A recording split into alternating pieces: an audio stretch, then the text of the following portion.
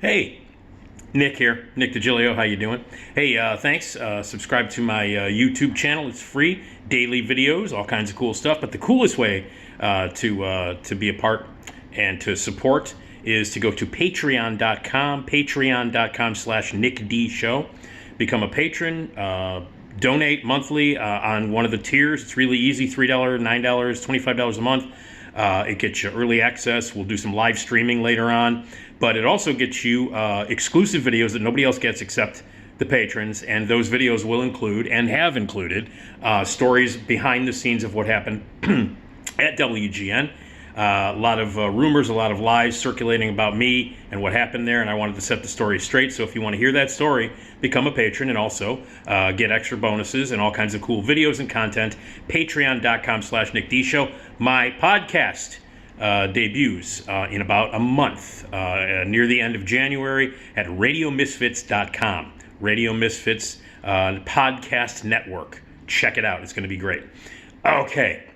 As you know, these videos that I've been popping onto YouTube and sharing on Patreon and on my Facebook page and stuff like that include movie reviews. And so I'm going to see the new Joel Coen movie. He is Joel and Ethan Coen, the Coen Brothers fame. And he has adapted William Shakespeare's classic Macbeth, the Tragedy of MacBeth, as they call it. And this features Denzel Washington as Macbeth. And Frances McDormand as Lady Macbeth. And I will be seeing that just in a matter of a few hours. So I thought before I see it, and before I review it later on in the video that I'll probably post either late tonight or early on Tuesday morning, I would go through the list of the Coen Brothers movies, and I would rank them. So I'm going to go from the bottom, from the worst Coen Brothers movie to the top. Now, a lot of people are talking about how, Joel Coen is directing a movie on his own for the first time, which is not true. Now, this is the first time that he's not written a screenplay with Ethan, and yes, Ethan is totally sitting this one out. He does not have a producing credit on it. He did not co-write the screenplay, as Ethan has with Joel on all 18 of their features. They've done 18 movies, and Joel and Ethan Coen always get a writing credit. Ethan Coen usually gets a producing credit, and over half of them, of the movies, 10 of the 18, are directed solely by Joel Coen. So people are like, oh, Coen's directing a movie by himself. No, he's not. This is the first movie that he's got a solo directing credit on. It's not. More than half of the Coen Brothers movies that they wrote together and produced together, Joel Coen has sole directing credit. So Joel Coen is, in fact, the director of 10 of the 18 Coen Brothers movies. So this is not the first movie he's directed by himself. Far from it. It's the first movie that he's done without his brother entirely. Like, Ethan is not a part of it at all. So that's the difference. It's not the first movie Joel Coen has directed by himself. He's directed 10 of the 18 Coen Brothers movies. So the Coen Brothers have become a really unlikely, iconic pair of guys to make movies. They make very strange movies. They, at least, consistently, they've done that. They've stayed true to form in that regard. The quality of their movies has gone up and down. They've made some really great movies, like some brilliant, great, exceptionally awesome films. But they've also made shit. They've made some shitty movies. So they're not infallible. For a while there, we thought they were. There was a period of time where they, from the beginning of their career, for a while there, movie after movie after movie, it was like, wow, these guys are amazing. And then suddenly it was like, oh, no, they're not infallible. They, too, can make shitty movies. Joel Coen can indeed direct shitty movies. Everything I've heard about the Scottish play, the reason why you refer to it as the Scottish play, I have a theater, I've done theater, and you're not supposed to say the name of that play in a theater because it's bad luck. And I'm not a superstitious guy, but I don't take any fucking chances. I've actually had some really terrible things happen in the world of theater when someone has said that, and it's one of the only few superstitions. And I'll do a video on this about superstitions, but I don't even like to say it outside of a theater. Like, I just said it about 3 or 4 times just in this video alone, and I kind of involuntarily freaked out. But anyway, so everything I've heard about it, it's stripped down, it's shot in black and white. The text has been cut considerably and changed by Joel, and we'll see about it. But I'm looking forward to it. I really am. I'm looking forward to it, to see what happens. One of my favorite Shakespeare works, obviously, and so there you go. But when they burst on the scene, when the Coen brothers burst on the scene in late 1984 with Blood Simple, the first movie that they wrote together and that Joel directed, it was a huge, it was one of the most auspicious directorial debuts of all time. It reached Chicago. It opened up slowly. It's a 1984 film, technically. It didn't reach Chicago until early 1985. And I remember going to see it. I saw it at the Biograph Theater and being completely blown away by it. Just thought it was great. And was always looking forward to the films that they did after that. And they varied in tone and in style. They covered a lot of boundaries. They were very sort of obvious in their influences. Sometimes they stole from the greatest places completely. I mean, Miller's Crossing is a movie that has been stolen from many other places. But right out of the gate with Blood Simple, that's quite a statement to make as a filmmaker, with Joel Coen and with his brother as a screenwriter. So, but I've got all 18 of their movies ranked here, and I'm going to go in order from worst to best, from what I think is the worst movie they've ever made to what I think is their best movie and my favorite. So they've made 18 movies. Coming in at the very bottom, at number 18, is Oh Brother, Where Art Thou?, which is a piece of shit. It was the first time. That was the first time when I realized that they were infallible. The one before it, a few years before it, was Hudsucker Proxy, which I like, but it wasn't great. It was the first time I was like, okay, this is not going to be on my top 10 list at the end of the year like the other movies before this have. But Oh Brother, Where Art Thou was the first actively terrible movie that they made. And it's a terrible movie. I don't give a fuck what anybody says. Oh Brother, Where Art Thou is an awful movie. The only good thing about it is the music, and even that got tiresome after a while, where people were playing the soundtrack all over. I worked in a bar where the goddamn soundtrack, or I was hanging out in a bar where the soundtrack was on the jukebox, and it was enough to make you want to blow your goddamn brains out. I remember seeing it at the Landmark Century Center Cinema on Diversey and Clark, which is in fact where I'm going to see the Scottish play in just a little bit. And I remember sitting there. I went by myself to see it, and when it was over, I remember sitting in the theater and people were filing out, and I kind of looked around. There was a guy sitting about I was by myself, about 3 seats away from me. I kind of looked at him and I was like, "Hey, am I wrong, or was that a piece of shit?" And he looked at me and he went, "No, yeah, you're right. It was terrible." So it tries to be the Odyssey, the Homer Odyssey. The adaptation is ridiculous and stupid.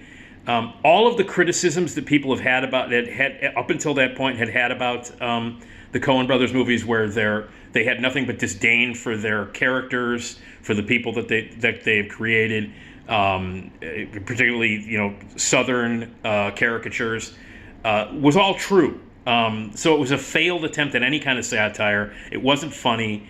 The performances were ridiculous. It's a terrible, terrible movie. I have tried to watch it since. I could never get through it. I've seen it one time all the way through, and that was when it was first released back in 2000, and it's terrible. It's a fucking terrible movie. So easily the worst movie they've ever made is Oh Brother, Where Art Thou? Coming in at number 17, the second worst movie they've ever made, is their remake of The Lady Killers with Tom Hanks. This was the first movie where they took dual credit.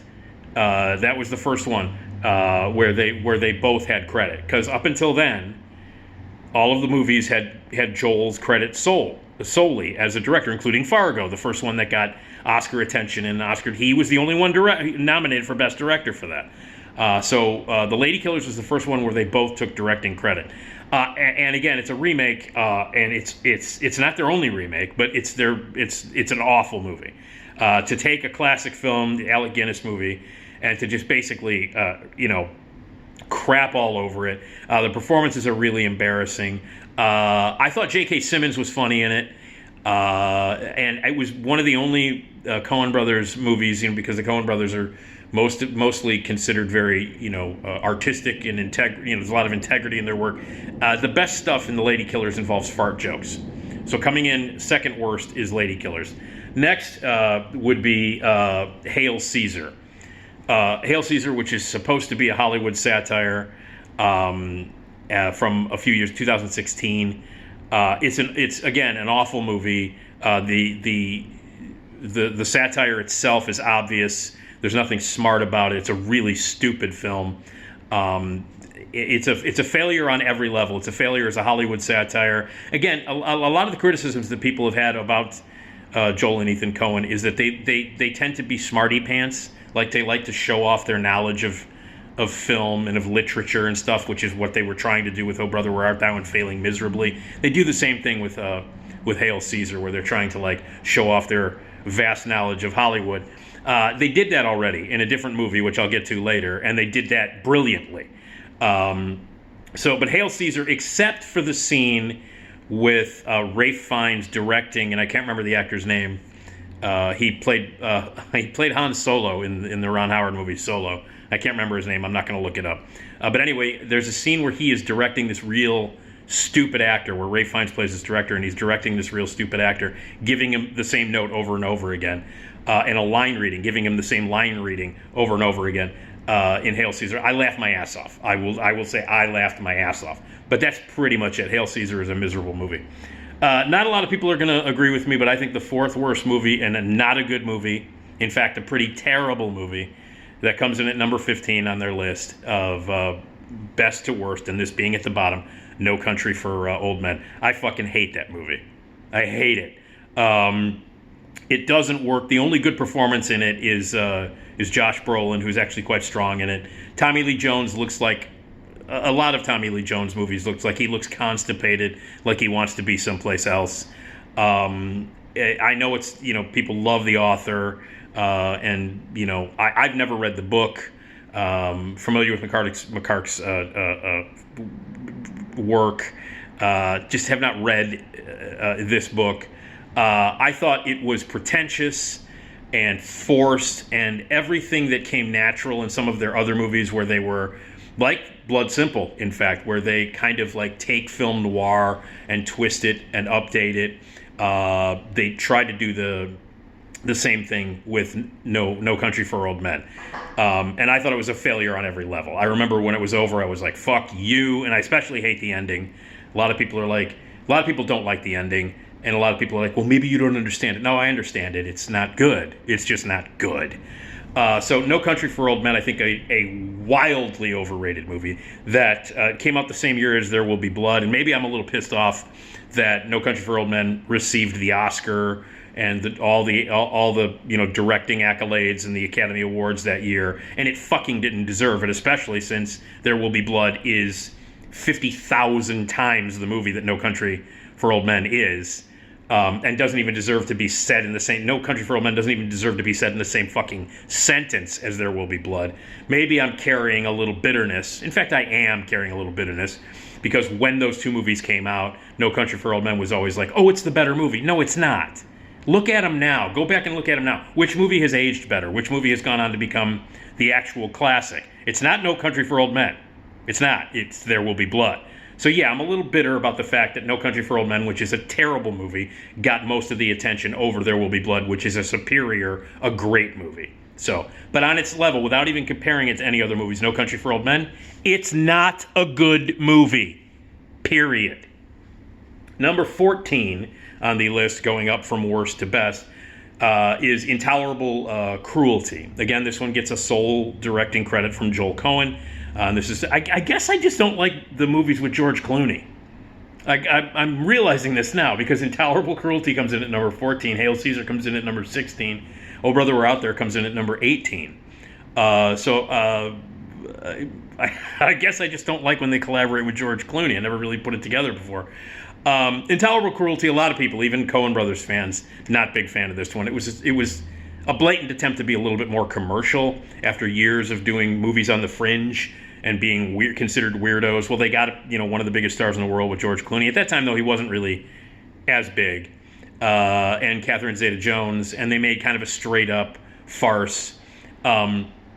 it has stylistic ridiculousness elements that are in Coen Brothers movies, but it fails. It's not good, but it's not as bad as No Country for Old Men.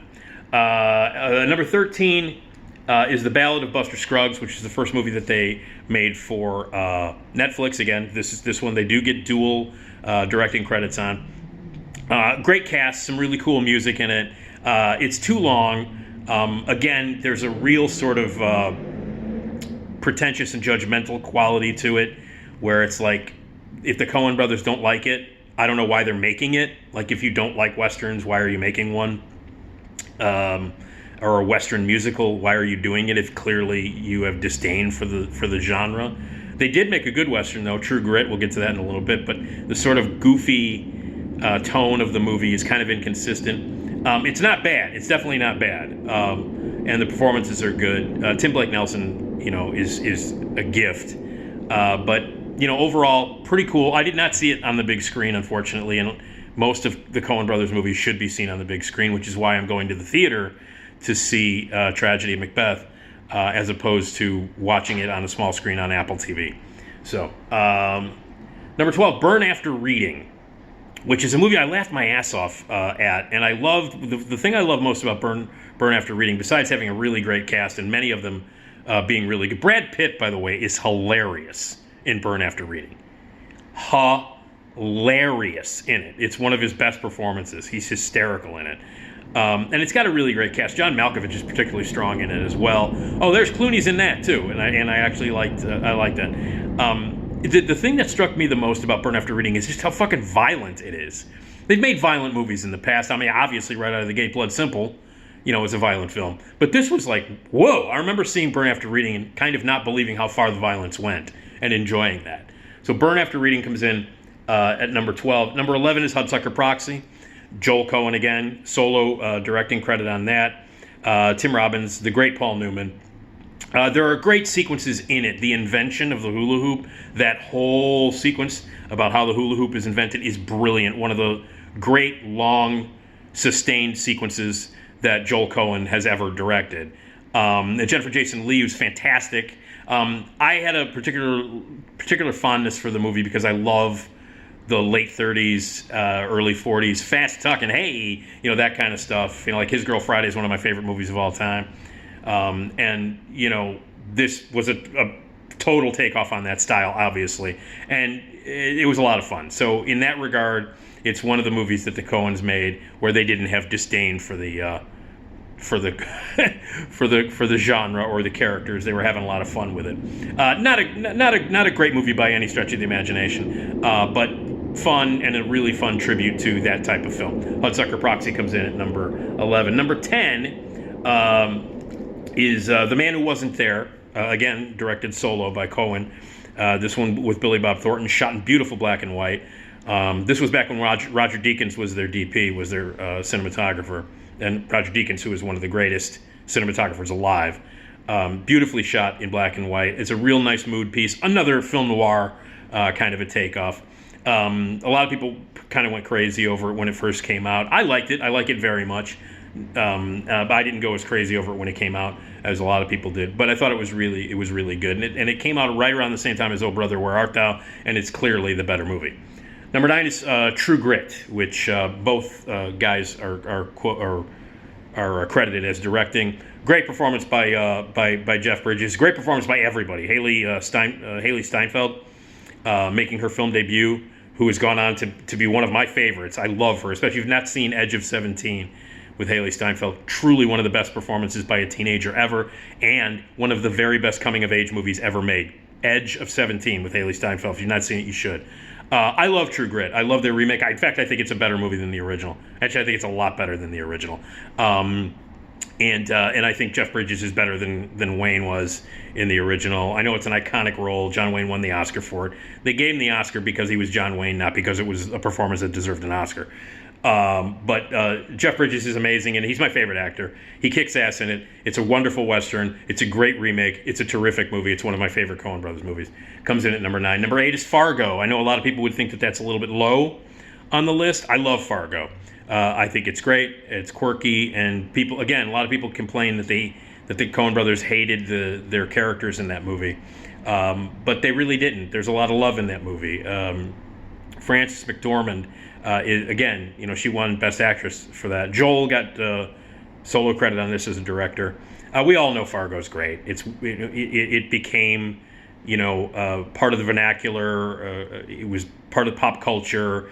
It made a huge impact, and people, still to this day talk about it. I mean, it spawned a terrific anthology TV series that has been great, different stories every season, and so it inspired great TV, and it's a terrific movie. I love Fargo. Okay, number 7 is Miller's Crossing, again, solo directed by Joel Coen, and this is Dashiell Hammett. It's a total ripoff of Dashiell Hammett, with incredible performances. It invents new languages, like I'm getting tired of the hi-hat.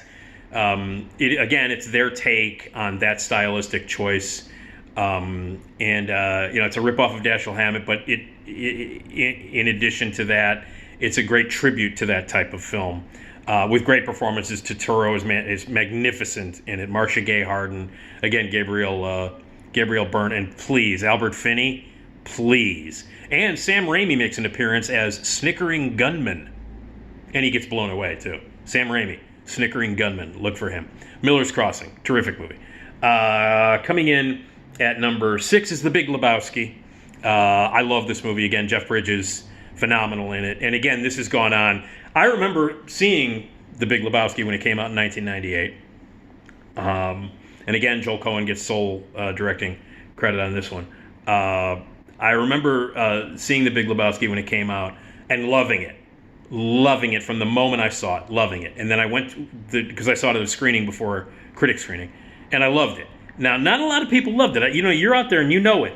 You know the first time you saw The Big Lebowski, you didn't like it. I remember I went with a group of friends. A bunch of us went when it opened, and there were 5 of us, and only 2 of us liked it. Everybody else hated it. Everybody else was, what the fuck was that? That was terrible. This was their follow-up to Fargo. And I thought it was a great follow-up to Fargo, really ballsy, to make a stoner bowling comedy that is a satire of a great movie about L.A., that is a satire of those noir mysteries, those great L.A. noir mysteries. It was like their version of Chinatown, only with bowling. And it was their follow-up to Fargo, and people didn't understand it, and it was like, what the fuck is this? What's with the nihilists? What's going on with the bowling? And everybody's high, and there's what the fuck is this? And the Saddam Hussein fantasy sequence and the what people hated The Big Lebowski when it came out. And don't say you didn't hate it, because you did. And I remember when it came out, people fucking hated it. People were like, because everybody thought it was going to be like, oh, they've just made Fargo, so they're going to do Fargo again. This is as far removed from Fargo as you can possibly get, in a beautiful way. And I remember when it came out, you hated it. People hated it. I don't want to sound like I was ahead of the curve, but fuck you, I was. I loved that movie from the moment I saw it. And it took a while, but now, of course, it's a classic. They have Lebowski Fest every year. The movie bombed when it came out. It was ripped apart by critics. It was like, how could the Coen brothers follow up such a brilliant movie as Fargo with a goofy movie like this? Well, it's better than Fargo. That's how they did it. So, but anyway, it's a movie that now is considered a classic. You can't, Jeff Bridges, it's the defining role of his career. Not to me, but to a lot of people it is. And, like everybody in the movie will be remembered for that. John Turturro, you can't walk down the street without people talking about him licking a bowling ball. Steve Buscemi will always be Donnie, and he should shut the fuck up. John Goodman, pulls guns out at bowling alleys. That's what he's known for now. Sam Elliott will always be the stranger. So yeah, but when it came out, people hated it, and you did. I didn't. Thought it was great. That's number 6. Number 5 is Raising Arizona. Joel Coen again, solo director on that. That came out the same year as Evil Dead 2, and they used to be, they were buddies. The Coen brothers and Sam Raimi, they were all tight. They made a movie called Crime Wave together, by the way, which you should also check out. Sam Raimi directed that. Coen brothers wrote it. And their sensibilities were very similar. I remember when those movies came out, those were the first movies that really kind of catapulted both of those directors, Joel Coen and Sam Raimi. Evil Dead 2 was nuts too. Crazy tracking shots, incredible editing, great sense of humor, very Three Stooges cartoonish feel to it. Raising Arizona is a cartoon. with over-the-top, insane, crazy stylistic performances. This is the movie that really sent a lot of people over the edge, critics over the edge, about them making fun of Southerners and hating their characters, which I think is bullshit, because I think it's a beautiful movie, and it's lovely, and the final, sequence in the movie is beautiful. It's really touching and really beautiful and heartrending, and I loved it. Nicolas Cage, Holly Hunter, the aforementioned John Goodman, William Forsythe. It's a great movie. Again, it's a crazy, stylistic, over-the-top, fast, brilliant, crazy cartoon of a movie. And again, same year as Evil Dead 2, and that was the year that two amazing filmmakers really made their mark. Like, this was it. This was the deal. Sam Raimi with Evil Dead 2, Joel Coen with Raising Arizona. Both of these guys, friends, both of these guys from the same area, had the same sensibilities. And in 1987, they each released what would be the cornerstone of their sensibilities. That was Raising Arizona for Joel Coen, Evil Dead 2 for Sam Raimi. Raising Arizona fucking rules, okay? So that's number 5. Number 4, Inside Llewyn Davis, which I adore. I love Inside Llewyn Davis. It is a great music movie. It's really funny. The performances are all amazing. It was the first time I ever really noticed Oscar Isaac, who's amazing in it. And, music's always been kind of a big part of the Coen Brothers movie, but never more than in this movie, than in Inside Llewyn Davis, which is loaded with amazing performances. It messes with history and time. The folk scene is looked at. Dylan makes an appearance in it. And all the original songs are fantastic. The supporting performances are great. And it's dark and funny and beautiful. It's a movie that I can watch over and over again. The strength of this movie is the genuine love that the Coen brothers really show for what they're doing, this type of music, the style in which they shot it. But the strength is the performances. This is a movie that is hinged on great performances. Inside Llewyn Davis comes in at number 4. Number 3, Blood Simple, which I mentioned already. One of the most auspicious and one of the greatest film debuts as a director of all time.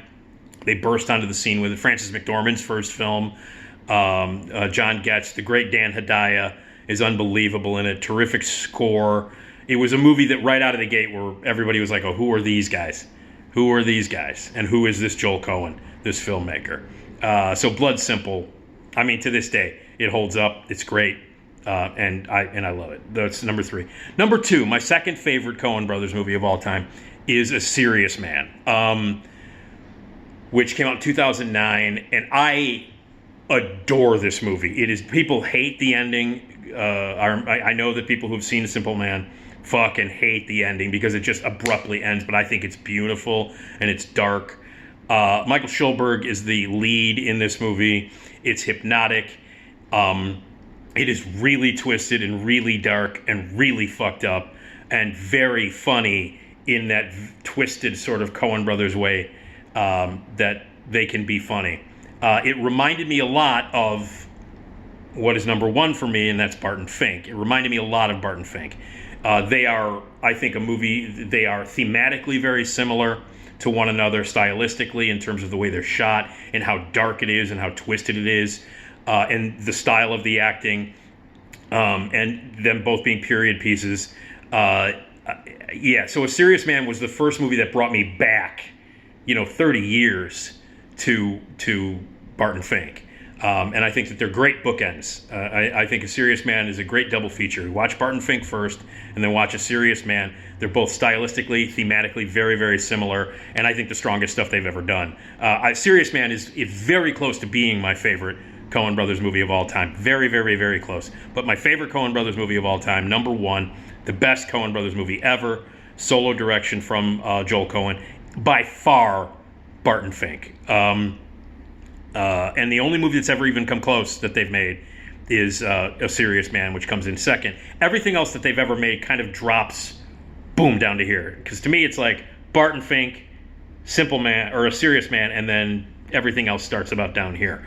Barton Fink is one of the best movies ever made.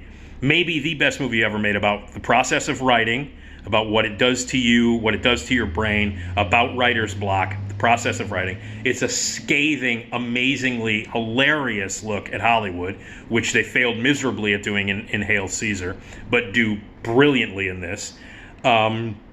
It's a great satire on theater. Basically, Joel or John Turturro is playing Clifford Odets, the famous playwright. And it's a look at Hollywood in the 40s. It becomes a film about denial. It becomes a film about writer's block. It's also a horror movie. It's also about what you have as a muse. Judy Davis playing that muse. Tony Shalhoub is amazing in it. It's got one of my favorite line readings of all time. What do you think this is? Gone with the Wind? One of my favorite line readings of all time. John Mahoney is incredible in it. John Goodman, come on, man. Madman Months, please. And my favorite John Turturro performance of all time. It is dark and creepy and weird. Its inspiration comes from other film noir movies and dark movies and Eraserhead. There's a lot of Eraserhead in it. It's a surrealistic nightmare. The last 15 minutes just goes completely nuts into a netherworld of fantasy. There's no explanation for it. To me, it's got one of the funniest final moments in film history. If you've seen the movie, you know that Barton Fink is this screenwriter, a playwright actually, a very successful New York playwright who goes out to Hollywood to make it big, and he's assigned to write a screenplay for some stupid Wallace. Oh, by the way, Michael Lerner, amazing, as the Hollywood hotshot, the guy who runs the studio. And he's brought out to Hollywood to break into show business as a Hollywood screenwriter to write a Wallace Beery wrestling movie. And it's about him trying to write it. And while he's in this terrible, dank, awful hotel room with like ooze underneath the wallpaper and a serial killer living next door, he's trying to write the screenplay. And his inspiration is this postcard of a girl who is leaning back and looking. She's on the beach, and she's looking out at the beach, and there's a seagull flying, in this beautiful postcard of this girl on the beach looking at the sun, and at the very end of the movie, the shot, they bring that to real life. He's got like basically Judy Davis's head in a box, and he sits down on the side on the sand, and he looks at this girl. And the final shot of the movie is a live recreation of this postcard. A seagull flies and hits the top of what would be the border of the postcard, hits it, and falls down and dies. That's the last shot of the movie. It's one of the greatest visual gags ever. An unbelievable punchline for the movie, and a great button on everything, on the 2 hours that preceded it. Here's this unbelievable visual metaphor that sums up the entire movie in 30 seconds with the seagull hitting what would be the top of the postcard and falling down and dying. It's fucking hilarious. And also fits in thematically with the rest of the movie. I think Barton Fink is a perfect movie. It's one of my favorite movies of all time, and I think it's absolutely the best movie they've ever directed. The satire has never been smarter.